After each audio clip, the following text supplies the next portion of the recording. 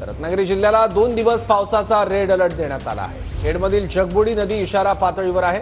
चिपळूणमधील वशिष्ठी नदी सुद्धा इशारा पातळीवर वाहते आहे। राजापूरमधील कोदवली नदी सुद्धा इशारा पातळीवर वाहण्यास सुरुवात झाली आहे। याचा आढावा घेतला आपल्या प्रतिनिधींनी, पाहूयात। रत्नागिरी जिल्ह्याला मुसळधार पावसाचा रेड अलर्ट हा देण्यात आलेला आहे। आपण या दृश्यांमधून पाहू शकता ही वशिष्ठी नदी आहे, चिपळूणमधली याची दृश्य आहेत। नदीला अशा पद्धतीने पूर आलेला आहे। पूर परिस्थिती या ठिकाणी निर्माण झालेली नाही आहे, मात्र तरीही चिपळूण आणि खेड या भागामध्ये मोठ्या प्रमाणात पाऊस पडत असल्यामुळे या ठिकाणी एनडीआरएफच्या तुकड्या ज्या आहेत ह्या तैनात करण्यात आलेल्या आहेत। राजापूरमधील कोदवली नदी आहे ही धोक्याच्या इशारा पातळीच्या वरती आहे। खेडमधील जगबुडी नदी आहे ही देखील धोक्याच्या इशाराच्या पातळीच्या वरती आहे। मागील 2 दिवसात खेडमध्ये चौथ्यांदा मच्छी मार्केटमध्ये पाणी भरलेलं आहे, तर राजापूरमध्ये देखील परिस्थिती आहे ही पूर सदृश्य आहे।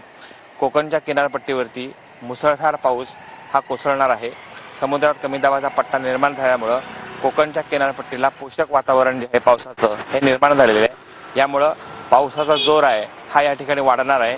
आपण या दृश्यामधून पाहू शकतोय की कशा पद्धतीनं निसर्गाची छटा आहे, कशा पद्धतीनं जे ढग आहेत हे आलेले आहेत। ढगाळ वातावरण आपल्याला पाहायला मिळतंय। व्हिडिओ जर्नलिस्ट हरी नेगीसह कृष्णकांत साळगावकर, टीव्ही 9 मराठी, चिपळूण, रत्नागिरी।